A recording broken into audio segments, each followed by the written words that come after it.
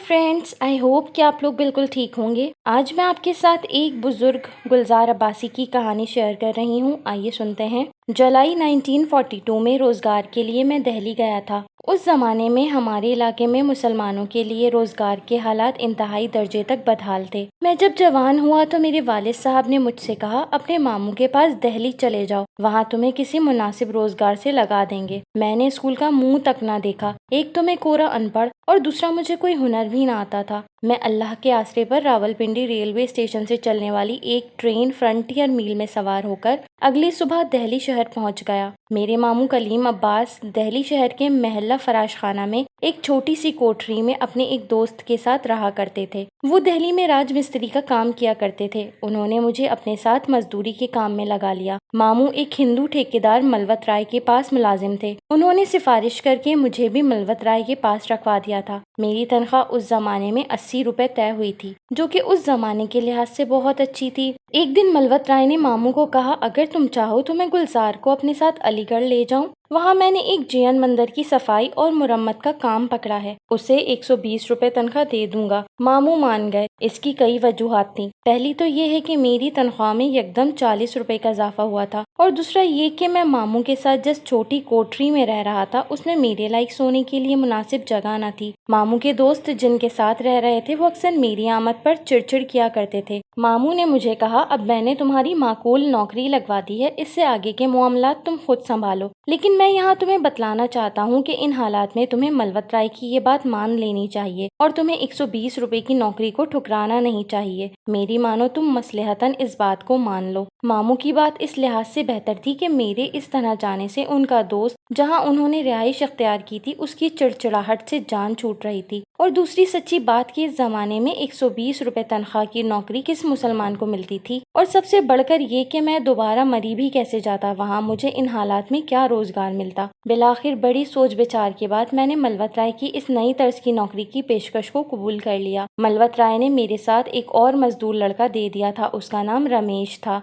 वो कच्ची उम्र का लड़का था। मलवत राय ने मुझसे कहा, तुम उम्र में इससे बड़े हो, लिहाजा तुम बड़े भाई की तरह इसका ख्याल रखना और इसके साथ साथ रहना। तुम दोनों अलीगढ़ जा रहे हो, वहाँ मंदिर में एक चौकीदार मिलेगा। वो बेक्त वक्त चौकीदार भी है और बावर्ची भी। उसे मैंने तुम्हारे बारे में बतला दिया है और तुम्हारे खाने पीने का खर्च उसके पास भेज दिया है। वहाँ रिहाइश का बंदोबस्त भी है। रेलगाड़ी के सफर में रमेश ने मुझे अपने बारे में बताया। उसका ताल्लुक राजनपुर से था और वो भी अपने खानदानी गुर्बत की वजह से मेहनत मजदूरी के लिए यहाँ आया था। वो 3 बहनों और माँ का वाहिद सहारा था, जबकि उसका बूढ़ा बाप माजूरी की जिंदगी गुजार रहा था। मुझे अच्छी तरह याद है, सुबह अलीगढ़ स्टेशन पर हमारी रेलगाड़ी पहुंची। स्टेशन से बाहर हमने तांगे साइकिल रिक्शे वाले से कहा, हमें श्याम नगर गाँव में जैन मंदिर जाना है, तो उन्होंने वहाँ जाने से इनकार कर दिया, क्योंकि वो यहाँ से 10 मील दूर इंसानों से दूर वीराने में है और वहाँ कोई सवारी नहीं जाती। ये हमारे लिए एक नाहक परेशानी खड़ी हो गई थी। हम दोनों ने स्टेशन पर खड़े लातादाद साइकिल रिक्शा और तांगे वालों के आगे हाथ जोड़े, भगवान और खुदा के वास्ते हमें श्यामनगर किसी तरह पहुँचा दो, मगर सबने इनकार कर दिया। वहाँ मौजूद एक तांगे वाले की हम दोनों ने जब बहुत मिन्नतें की तो उसने कहा, मैं श्यामनगर से 3 मील दूर तुम्हें उतार दूंगा और उसके 2 रुपए लूंगा। 2 रुपए का सुनकर हमारे सर चकरा गए। उस जमाने में 1 रुपए का 10 किलो आटा मिल जाता था। मैंने रमेश से कहा, मजबूरी है, इसे बड़ी मुश्किल से मनाया है, अगर ये ना गया तो कोई भी नहीं जाएगा, लिहाजा 2 रुपए देकर हमें श्यामनगर चलना चाहिए। वो मान गया। हम दोनों तांगे के पीछे बैठ गए। कोचवान ने खुद ही खामोशी का सुकूत तोड़ते हुए कहा, आप बड़ी अजीब पुरस्रार जगह जा रहे हैं, खैरियत तो है? पुरस्रार? अजीब? मैंने उससे पूछा तो जवाबन उसने कहा, हाँ जी, श्यामनगर दर हकीकत एक कदीम खंडरात पर मुश्तमिल ऐसा इलाका है जो कि सदियों पहले जैन मजहब से ताल्लुक रखने वाले लोगों का इबादत खाना था, लेकिन वक्त के मद्दोजर ने उसे वीरान कर दिया। अब तो वहाँ सिर्फ माजी की चंद निशानियां ही रह गई हैं, जिनमें कदीम टूटा फूटा मंदिर है जिसका तुम जिक्र कर रहे हो। उसे तो यहाँ के लोग जैन मंदिर नहीं बल्कि जिन मंदिर कहते हैं। ये सुनकर रमेश बोला, चाचा जी, आप तो ख्वामखा हमें डरा रहे हैं। उस तांगे वाले ने पीछे मुड़कर एक लम्हे के लिए देखा और तंजिया हंसी के बाद अपना मुंह आगे की तरफ कर लिया, लेकिन कुछ बोला नहीं। काफी देर तक तांगा चलता रहा। कोचवान ने हमारी मतलूबा मंजिल से 3 मील दूर उतार दिया और बोला, बिल्कुल सीधे चले जाओ, जियन मंदिर तक पहुंच जाओगे। सड़क बिल्कुल टूटी फूटी खड्डों से भरी, इसके इर्द गिर्द उगे खुरदू, सूखे नीम, सूखे लंबी लंबी झाड़ियां और दरख्तों के झुंड मौजूद थे। वहाँ अजीब सी वीरानी छाई हुई थी। हमने उन दरख्तों में बड़ी अजीब चीज महसूस की कि करबो जवार में किसी किस्म का कोई परिंदा मौजूद ना था। गोया सारा मंजर खामोशी से सहमा पड़ा था। हम इस वीरान वहशत अंगेज माहौल में तेज तेज चलते जा रहे थे। शुक्र है कि हम दो थे। हम में से कोई अकेला होता तो यकीनन उसका इस वहशतनाक माहौल में चलना मुहाल हो जाता। मेरा तो दिल कर रहा है कि मैं यहीं से दिल्ली भाग जाऊं, मैंने रमेश से कहा। रमेश ने बड़े हौसले और एतमाद से जवाब दिया, भाई गुलजार, हम मर्द हैं, ये माहौल हमें डरा धमका नहीं सकता, हौसला रखो। देखो सामने खंडर के असरात नजर आ रहे हैं, जरा तेज तेज कदम बढ़ाओ। हम चलते चलते थक गए थे। यहाँ ये बताना भी जरूरी है, हम जितना इस सड़क पर आगे बढ़ रहे थे वो इमारत इतनी ही दूर होती जा रही थी। ये बड़ा कर्बनाक मरहला था। हम दोनों चलते चलते हाल से बदहाल हो गए। लगता है ये इमारत हमसे अटखेलियां कर रही है। थोड़ी देर बाद हम इस टूटे खंडर नुमा मंदिर के पास पहुंच गए। वहाँ पहले मंजर में हमारे सामने ये मंजर था। एक कमरा दूसरे कमरे के ऊपर चढ़ा हुआ था, बाकी इर्द गिर्द टूटे फूटे छोटे छोटे बड़े काले पहाड़ी पत्थर, इसके अलावा बेशुमार छोटी बड़ी लकड़ियां बिखरी पड़ी थी। ऊपरी मंजिल निचली की निस्बत ज्यादा कमजोर नजर आ रही थी, जबकि उसके इर्द गिर्द उसकी हुदूद की निशानदही के लिए एक नई तामीर शुदा दीवार बनाई गई थी। मैं और रमेश भी अपनी आंखें फाड़ फाड़ कर इस बोसीदा इमारत का सरापा देख रहे थे कि अचानक हमने देखा कि मंदिर की इमारत के पीछे से एक काला सा शख्स तेजी से हमारी जानिब दौड़ता हुआ आया। उसे देखकर मेरा दिल दहल गया। डरो नहीं, मैं भूत नहीं हूँ, मेरा नाम गुल बादशाह है, मैं यहाँ का चौकीदार हूँ। गुल बादशाह ने इंतहाई खुशी के आलम में हमारा वालेहाना इस्तकबाल करते हुए कहा, शुक्र है तुम दोनों आ गए। मैं तो यहाँ अकेला इस जियन मंदिर में कई रोज से अजियत भरी कैद की जिंदगी गुजार रहा हूँ। कैद की जिंदगी? रमेश ने तजस्सुस से पूछा। गुल बादशाह ने कहा, मुझे महकमा आसारे कदीमा ने लाहौर जैसे बारौनक शहर से ट्रांसफर करके इस वीरान उजाड़ मंदिर के खंडात में नाहक पटक दिया है। शुक्र है तुम दोनों अब आ गए। कम से कम इस वीराने में इंसानों की न सिर्फ शक्लें नजर आईं बल्कि उनसे बात करने का मौका भी मिलेगा। इससे पहले यहाँ कौन चौकीदार था? रमेश ने उससे पूछा। उसने जवाबन दिल दहलाने वाला जवाब दिया कि मुझसे पहले यहाँ एक बुढ़ा चौकीदार बड़े पुरस्कार तरीके से मुर्दा पाया गया। वो कैसे? गुल बादशाह ने कहा, इसके बारे में ज्यादा कोई तफसील नहीं मालूम। वो मरा तो उसकी जगह मुझे यहाँ ट्रांसफर किया गया। मलवत राय ने तुम्हें किस काम के लिए भेजा है? गुल बादशाह ने जवाब दिया, चंद दिन पहले यहाँ महकमा आसारे कदीमा का एक ऑफिसर और मलवत राय दोनों इकट्ठे आए थे। उन्होंने मुझे खाने पीने यानी चाय, सूखे दूध, बिस्किट, दालें, चावल, सूखा गोश्त, मसाले जात की भारी मिकदार दी है और इसके अलावा 200 रुपए अलहदा खर्च के लिए दिए थे। उन्होंने मुझे हिदायत दी है कि मैं 2 मजदूर भेज रहा हूँ। तुमने उन दोनों से इस मंदिर के सहन में पड़े पहाड़ी पत्थरों, लकड़ी और दीगर गंदगी को पहले सहन से उठवाना है और फिर ऊपरी कमरे को खोलकर उसकी सफाई करवानी है, और साथ ये भी कहा है कि वो कल मुआयने के लिए दोबारा आएंगे। गुल बादशाह ये बातें करते करते हम दोनों को पहले से चौकीदारी की गर्ज से बनाए गए एक आर्जी कमरे में ले गया। वहाँ एक तरफ खाने पीने का वाफिर मिकदार में सामान इंतहाई तरतीब से रखा हुआ था, जबकि दरमियान में एक छोटा सा बावर्ची खाना बना हुआ था और एक जानिब 2 बड़े गोल मैले कुचैले तकिए मौजूद थे। रफ़ा हाजत और नहाने धोने का क्या एहतमाम है? मैंने उससे पूछा। उसने कहा, रफ़ा हाजत के लिए जहाँ मर्जी बैठ जाओ, जबकि नहाने धोने के लिए भी कोई ऐसा खास इंतजाम नहीं। रहा पानी तो वो मैं उस सड़क के पार पानी के एक छोटे से जौहर से लाता हूँ, जहाँ गालिबन बारिश का पानी खड़ा रहता है। वो गदला जरूर है लेकिन उससे सिर्फ नहाया जा सकता है। पीने के पानी का क्या बंदोबस्त है? उसका भी कोई खास इंतजाम नहीं है। इसका हल मैंने ये किया है कि मैं उस जौहर से पानी लाता हूँ, उसे पहले एक बारीक कपड़े में छान कर फिर उसे उबालता हूँ, फिर ठंडा करके उसे हस्बे जरूरत पीता रहता हूँ। ये तो मलवत राय ने हमारे साथ धोखा किया। उसने हमें इसके बारे में खुलकर नहीं बताया था और ना इन मसाइल का मुझे बाद में महकमा आसारे कदीमा वालों ने भी सही तरीके से बताया था। कल मलवत राय के आने का वादा है, वो आएंगे तो मैं उनसे कहूँगा कि मैं इन हालात में हरगिज काम नहीं करूँगा, चाहे मेरी नौकरी चली जाए। गुल बादशाह ने इंतहाई गुस्से से कहा। हम भी कल उनसे मिलकर इस पुरस्कार वीरान आदम बेजार मंदिर से चले जाएंगे, मैंने और रमेश ने मुश्तरका तौर पर कहा। हम पहले दिन रात गए तक चौकीदार के कमरे में रहकर दिल खोल कर आपस में अपना दुखड़ा सुनते सुनाते रहे। यहाँ इस बात का इकरार करना जरूरी है कि मलवत राय ने हम मजदूरों और चौकीदारों के खाने पीने के लिए वाफिर मिकदार में कीमती ताज़ी अशिया भेजी थी,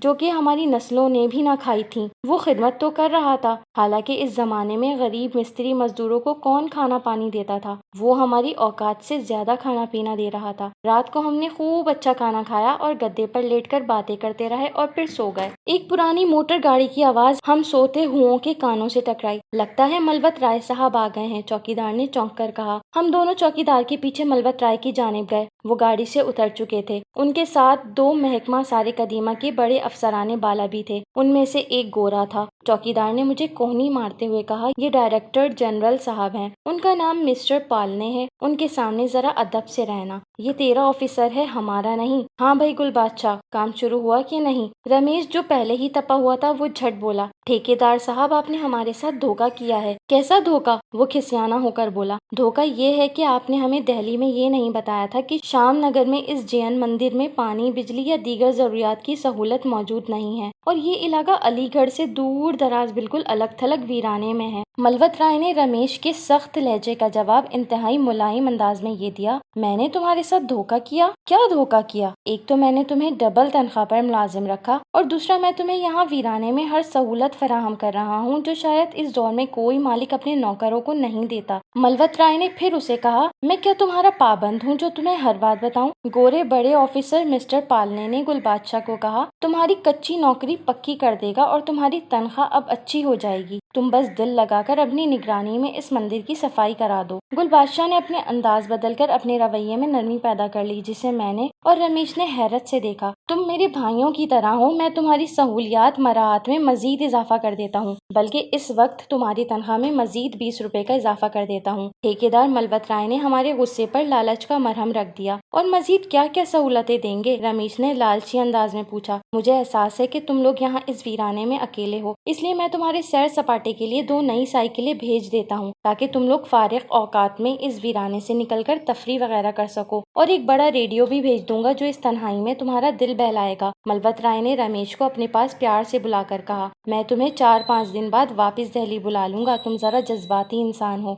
मिस्टर पालने ने अपनी जेब से 60 रुपए निकाले और 20-20 रुपए हम तीनों को देते हुए कहा, घबराओ नहीं, मैं यहाँ तुम्हारी दिलजोई करने के लिए हर दूसरे रोज आता रहूंगा। मलवत राय और पालने ने हम तीनों का गुस्सा और जबानें बंद करने के लिए चिकनी चपड़ी तसल्लियों, नोटों और मरात के ऐलान से कर दी थी। मलवत राय ने बड़ी सफाई से हमारा जहन दोबारा काम की तरफ माइल कर दिया। गोरे ऑफिसर ने जीएन मंदिर की ऊपरी मंजिल की चाबी चौकीदार गुल बादशाह की हथेली पर रखते हुए कहा, हमारे साथ इस मंदिर की ऊपरी मंजिल पर चलो, जरा वहाँ देखें सफाई का कितना काम हुआ है। वो कमरा 4 साल से नहीं खुला। जीएन मंदिर की ऊपरी मंजिल पर जाने के लिए लकड़ी की सीढ़ियाँ बनाई गई थी। उन सीढ़ियों की चौड़ाई बहुत कम थी, उन पर बड़े कदम जमा कर रखने पड़ रहे थे। मिस्टर पाल ने, जो बजाते खुद माहिर आसारे कदीमा थे, उसने बताया कि उसकी तहकीक के मुताबिक ये मंदिर 11 सदियां पुराना है और जब ये बनाया गया था तो ये बड़ी शानदार वसी इमारत पर मुश्तमिल था, लेकिन वक्त के साथ साथ उसकी इमारत गिर गई। ये सिर्फ ऊपर नीचे शिकस्ता 2 मंजिल बच गया है। सीढ़ियों के साथ दीवार में बड़ी मोटी रस्सी बंधी हुई थी ताकि कोई गिरे ना। चौकीदार गुल बादशाह आगे था जबकि उसके पीछे हम सारे थे। हम बड़ी मुश्किल से उन सीढ़ियों को उबूर करके ऊपरी मंजिल के आहीनी दरवाजे पर पहुंचे। गुल बादशाह ने चाबी को 2-4 दफा उस आहीनी दरवाजे पर लगे बड़ी कीमती ताले में पेवस्त की। वो शायद जंग आलूद था, वो बहरहाल खुल गया। उसके बाद मलवत राय ने हमें कहा, तुम तीनों इस दरवाजे के नीचे जमी मट्टी को खुरचो। हमने मट्टी को खुरचा। इसके बाद मजीद कवी जोर लगाने के बाद दरवाजे को पीछे की जानिब धक्का दिया। वो चुरचुराहट की आवाज के साथ खुलना शुरू हुआ। दरवाजे के खुलते ही हमारी नजरों के सामने एक कदीम शिकस्ता हाल था जिसमें जा बजा दबेज मिट्टी की तहें जमी हुई थी। बड़े बड़े लकड़ियों के तख्ते और बेशुमार कबाड़ वाली चीजें बिखरी हुई थीं। ये हाल काफी बड़ा था और फिलहाल अंदर घुसने के हालात नहीं थे। हाल के अंदर 6-7 फीट लंबे बुत नजर आ रहे थे। दिलचस्प बात यह है कि छोटे बुत की पुश्त नजर आ रही थी, उसका मुंह दीवार की जानिब था, जबकि बड़े बुत का मुंह तिरछा लेकिन आगे की जानिब था। मिस्टर पालने ने मलवत राय से हमसे जरा हटकर कुछ मशवरा किया। थोड़ी देर बाद मलवत राय ने हम तीनों को कहा, तुम दोनों यानी मैं और रमेश गुल बादशाह के कहने के मुताबिक काम करेंगे और गुल बादशाह भी चौकीदारी के साथ साथ हमारी मदद करेगा। नेज उसने मुझे मुखातिब करके कहा, तुम दोनों इस हाल की सफाई करो, जबकि गुल बादशाह नीचे सहन की सफाई करेगा। मिस्टर पालने ने मलवत राय से पूछा, ये तुम काम कब तक कराओगे? उसने जवाब दिया, मंदिर के सहन और हाल में पड़े मुकम्मल मलबे की सफाई तकरीबन 15 दिन में हो जाएगी। मैंने उसकी बात काटते हुए कहा, सर हम दिन रात लगाकर इस मंदिर को चमका देंगे। दरअसल मैं दिली तौर पर इस अजाब से जल्द अज जल्द जान छुड़ाना चाहता था। यकीनन रमेश और गुल बादशाह भी यही चाहते होंगे जो मैं चाहता हूँ। माहौल खुशगवार और अच्छा सा हो गया था। यार, खौफ का ताल्लुक इंसानी नफ्सियात से है। ये जिन भूत वगैरह सिर्फ किताबी तसव्वुर है। उसने हमारे जहनों पर तारी खौफ के सहर को निकालने के लिए वहाँ लातादाद बातें की थी। दौरान गुफ्तगू उसने बताया कि यार, इस जैन मंदिर को दरअसल ज़ेली मोहकमे के हवाले करना है, इसलिए उसकी सफाई करवाई जा रही है और वैसे भी इस मंदिर की सफाई का ठेका लेकर पछता रहा हूँ। काम शुरू हो गया। मैं और रमेश इस हाल के दरवाजे के सामने पड़ी मिट्टी को और दीगर चीजों को हटाना शुरू हो गए। मिट्टी आसानी से उठाई जा रही थी, लेकिन तख्ते इंतहाई वजनी थे। उन्हें उठाने के लिए नीचे सहन में काम करते गुल बादशाह को आवाज देकर बुला लिया गया था। हम तीनों ने आधा घंटा भरपूर जोर लगाकर उन्हें घसीटकर निचली मंजिल पर उतारा। हमारे अंदाजे के मुताबिक एक टुकड़े का वजन तकरीबन 2 मन जरूर होगा। समझ नहीं आता था कि इतने मोटे लकड़ी के तख्तों को इस मंदिर में लाने का क्या तस्वुर रहा होगा, क्या मकसद रहा होगा। ऊपरी कमरे से नीचे आती सीढ़ियां बजाते खुद इंतहाई कमजोर थीं और हमारे लिए जो मोटी रस्सी पकड़ने के लिए थी वो भी बहुत खस्ता हाली का शिकार थी। अगर दौरान पकड़ाई वो टूट जाती तो यकीनन पकड़ने वाला मुंह के बल गिरकर मर भी सकता था। मलवत राय ने जब ये सूरत हाल देखी तो खुद ही उसने एहसास करते हुए कहा, ये 3 बंदों का काम नहीं, बल्कि इसके लिए मजीद बंदे दरकार हैं। कल सुबह 2 बंदे और भेजूंगा। इससे न सिर्फ तुम्हारा दिल बहल जाएगा और काम भी जल्दी हो जाएगा। जबकि मलवत राय वहाँ हमारे साथ खड़ा रहा। गुल बादशाह दोपहर के खाने के बाद ये कहकर चला गया कि दोपहर का वक्त होते ही मलवत राय अफसरान के साथ चला गया और ये बोल गया कि कल 2 मजदूर और जरूरी सामान आ जाएगा और मैं परसों आऊंगा। तुम दिल लगाकर अपना काम करो, मैं फिर तुम्हारी बहुत शानदार दावत करूंगा। मैं और रमेश बिला खौफ खतर ऊपरी मंजिल की सफाई करने लगे। वहाँ कोई गैर मामूली बात नहीं महसूस हो रही थी, सब कुछ नॉर्मल था। दूसरी सुबह एक छोटे ट्रक में बैठकर 2 मजदूर और आ गए। उनके साथ 2 साइकिलें, खाने पीने का सामान, 2 बांस की लंबी लंबी सीढ़ियाँ और नई लंबी लंबी रस्सियाँ थीं। ट्रक वाले ने ये सारा सामान और दोनों मजदूरों को उतारा और चला गया। उन दोनों मजदूरों में से एक बुढ़ा था जबकि दूसरा अधेड़ उम्र था।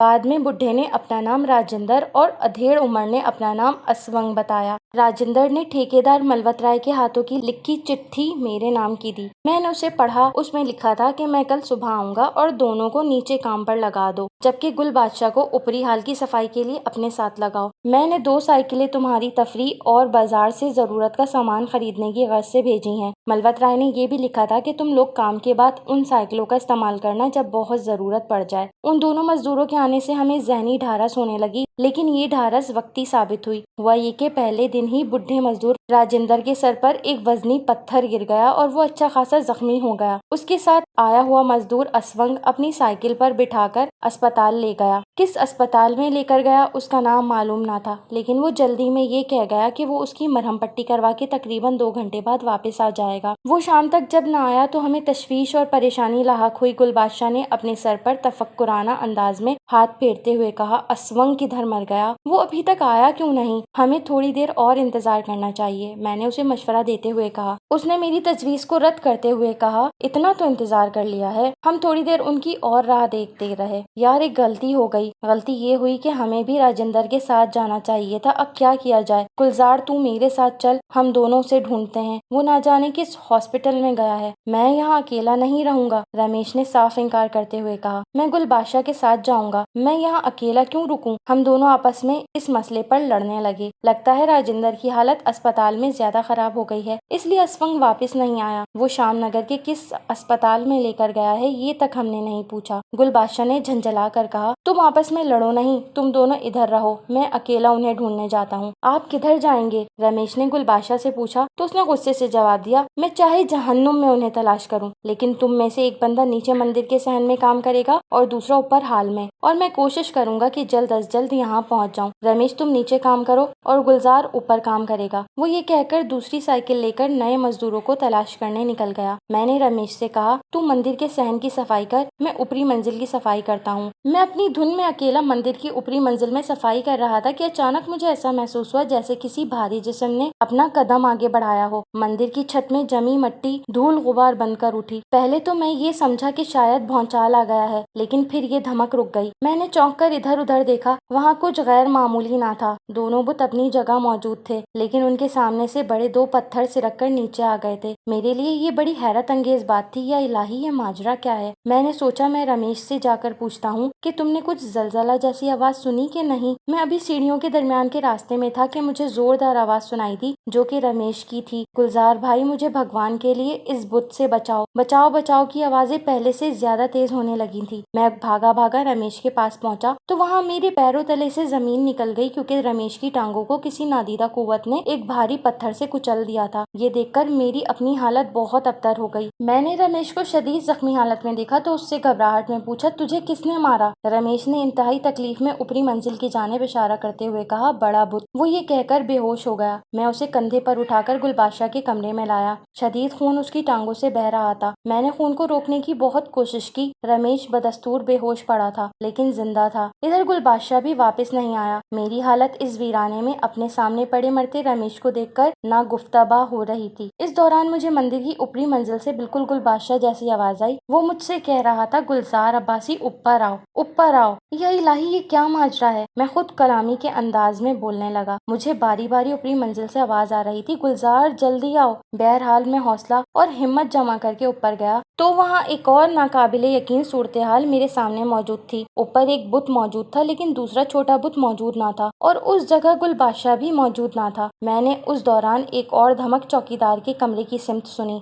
जहाँ रमेश शदीद जख्मी हालत में पड़ा था। वहाँ से ढस ढस की ऐसी भयानक आवाजें आ रही थी कि सारा मंदिर लरस कर रह गया। मैं फौरन सीढ़ियों से भागता हुआ और कदरे गिरता पड़ता जब गुलबादशाह के कमरे में गया तो वहाँ मैंने देखा कि रमेश के चेहरे को बड़ी बेरहमी से एक भारी पत्थर से कुचल दिया गया था। उसके चेहरे का कीमा जैसा हाल था। रमेश का चेहरा बिल्कुल मसख हो गया था, जिसे देखकर मुझे उबकाई आने लगी। मैं वो मंजर देखकर बेहोश हो गया। थोड़ी देर बाद मेरे बेहोश जिस्म पर ठंडा पानी डाला गया तो मैं हड़बड़ाकर उठा तो मेरी धुंधली निगाहों के सामने जख्मी राजेंद्र सर पर पट्टी बांधे खड़ा था और उसके साथ असवंग खड़ा था। ये क्या हो गया? रमेश को किसने इस बेरहमी से मारा है? असवंग ने जैसे चिल्लाते हुए मुझसे सवालात किए। मैंने रोते और डरते हुए जवाब दिया, ऊपर वाले बुत ने मारा है। तू पागल तो नहीं है? खुद ही मारकर उस कत्ल का इल्जाम बेजान बेजर और बुतों पे डाल रहा है। शर्म कर, तू झूठ बोलता है। मैं खुदा की कसम खाकर कहता हूँ कि मैंने रमेश को नहीं मारा। मैंने उनके सामने गिड़गिड़ाते हुए कहा, तू बकवास करता है, तूने ही रमेश को मारा है। थोड़ी देर बाद गुलबादशाह इंतहाई परेशानी में आया तो उसने उन दोनों मजदूरों पर चढ़ाई कर दी कि वो कहाँ चले गए थे, लेकिन जब उसने रमेश की कुचली हुई लाश को देखा तो वो चौंक कर बोला,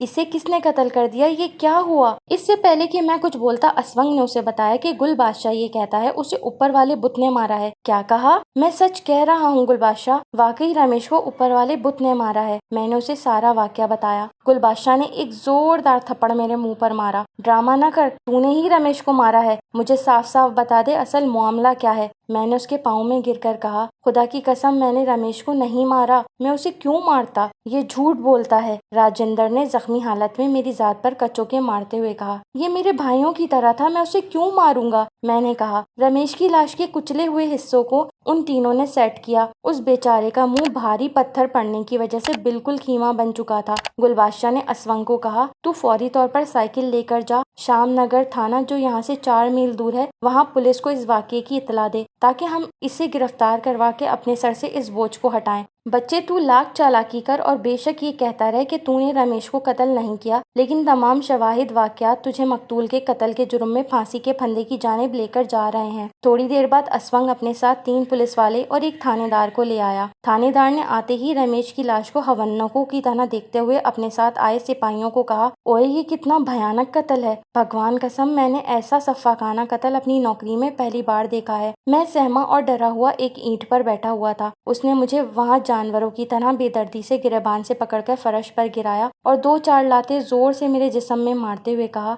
बता तूने इसे क्यों मारा? मैं लरसती हुई आवाज में बोला, खुदा की कसम खाकर कहता हूँ कि इसे ऊपरी मंजिल पर मौजूद बुत ने कत्ल किया है। तो उसने मुझे बालों से पकड़ा और लातें मारता हुआ ऊपर वाले हाल में ले गया। उसके पीछे पुलिस वाले और मजदूर भी आए। थानेदार ने मेरी पुश्त पर 3-4 लगातार डंडे मारते हुए कहा, देखो इन बुतों को, क्या ये हिल सकते हैं? ये यहाँ सदियों से यूं ही पत्थरों की तरह बेजान और बेहिस हैं। थानेदार 2-3 मिनट तक बुतों को बगौर आगे पीछे से देखने लगा। इसके बाद वो नीचे आया जहाँ रमेश की लाश पड़ी थी। उसने उन पत्थरों की हैयत देखी जिसके जरिए मकतूल को कुचला गया था। उसने उन्हें देखकर हैरत से कहा, इस पत्थर को कम से कम 3-4 बंदे बमुश्किल हिला सकते हैं। इसके बाद उसने रमेश की कुचली हुई लाश को मुख्तलिफ जावियों से देखा। वो बुतों के पास भी गया। आखिर में उसने मेरे हाथों में हथकड़ी डलवा दी। थानेदार ने गुलबादशाह, असवंग और राजेंद्र के बयानात लिए और उन्हें कहा, तुम्हारी इस केस के सिलसिले में मजीद जरूरत पड़ सकती है, लिहाजा तुम्हें अलीगढ़ में थाना और कोर्ट्स में आना पड़ेगा। सर, हम गरीब तो बड़ी दूर के परदेसी हैं, कैसे बार बार हम इस केस में नाहक धक्के खाएंगे? कत्ल तो गुलजार ने किया है, असवंग ने कहा। थानेदार ने उसे अपने पास बुलाया और एक जोरदार थप्पड़ उसके मुंह पर मारा।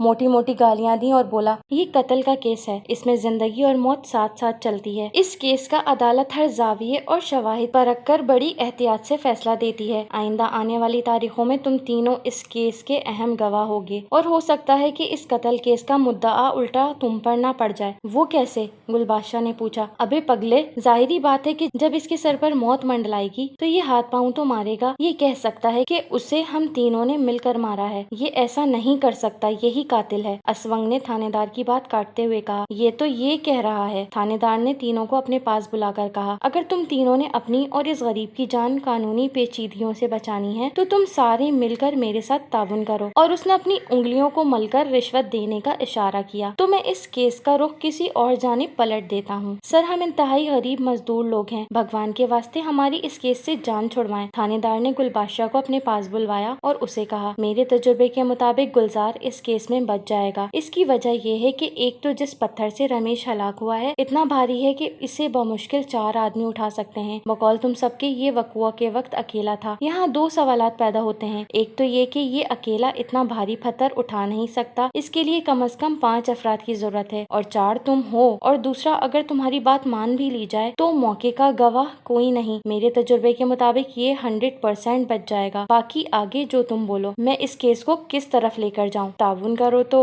इधर मैंने भीगी बिल्ली की मानिंद थानेदार, सिपाहियों और अपने साथियों के आगे गिड़गिड़ाकर इल्तिजाएं की और उन्हें यकीन दिलाने की कोशिश की, खुदा की कसम मैंने रमेश को नहीं मारा। वहाँ खड़े एक सिपाही ने दरमियान में दखल अंदाजी करते हुए कहा, इसका मतलब है वाकई बुत ने रमेश को कत्ल किया है। चंद मिनट में फैसला करो, ऐसा ना हो कि मलवत राय ठेकेदार आ जाए तो ये सारा खेल मेरे हाथों से निकल जाए। तीनों मजदूरों ने आपस में इकट्ठे होकर अपने सर जोड़े। बिलाखिर तीनों ने थानेदार की हथेली पर वो रुपए रख दिए जो उनके पास मौजूद थे। रिश्वतखोर थानेदार ने गुलबादशाह के चौकीदार के कमरे से भारी पत्थर उठवाया। उसे उठाने से सांस फूल गया। थानेदार ने रमेश की लाश की जरूरी कार्रवाई के बाद राजनपुर उसके गांव भेज दिया और अपनी रिपोर्ट में साबित कर दिया कि रमेश की मौत ऐसे बड़े पत्थर के नीचे दबने की वजह से हुई है। ठेकेदार मलवत राय को भी यही बताया गया। सारे मजदूर इस जियन मंदिर को मनहूस कहकर भाग गए। उन्होंने मजीद काम करने से इनकार कर दिया, जिनमें मैं भी शामिल था। इस कहानी को सुनाने वाले गुलजार अब्बासी ने ये भी बताया, एक दिन मुतालिका थानेदार ने मुझे अपने थाने में बुलाया। मैंने जब उसकी नेकी और ताउन का जिक्र किया तो उसने मुझे कोने में ले जाकर मुझसे कहा, सच्ची बात है, मैंने जब रमेश के कत्ल और तुझे देखा तो मैं उसी वक्त समझ गया कि तू इसमें मुलविस नहीं है। और दूसरा, मैं जब तेरे साथ ऊपर मंदिर में पेवस्त दीवार की जानिब उल्टे बुत की जानिब गया तो वहाँ पुश्त वाले बुत की जबान बाकायदा एक आम इंसान की तरह बाहर को निकली हुई थी। मैं दिली तौर पर दहल कर रह गया था, लेकिन मैं मसलहतन चुप रहा और सब कुछ छोड़ छाड़ तुमने वैसे भी अदालत से बरी हो जाना था। खैर, इस पुरस्रार नौयत के कत्ल केस के बहाने मुझे कुछ माल ही मिल गया, उसने आंख मारते हुए कहा। सो फ्रेंड्स, ये थी आज की बहुत इंटरेस्टिंग और हॉरर सी स्टोरी। आई होप कि आपको पसंद आई होगी। अगर आपको मेरी स्टोरीज पसंद आ रही हैं तो मेरे चैनल को लाजमी लाइक, शेयर और सब्सक्राइब करें ताकि मैं ऐसे ही आपके साथ और मजीद नई हॉरर स्टोरीज शेयर कर सकूं। अब मुझे दीजिए इजाजत, मिलते हैं नेक्स्ट टाइम एक न्यू हॉरर स्टोरी के साथ। Bye bye.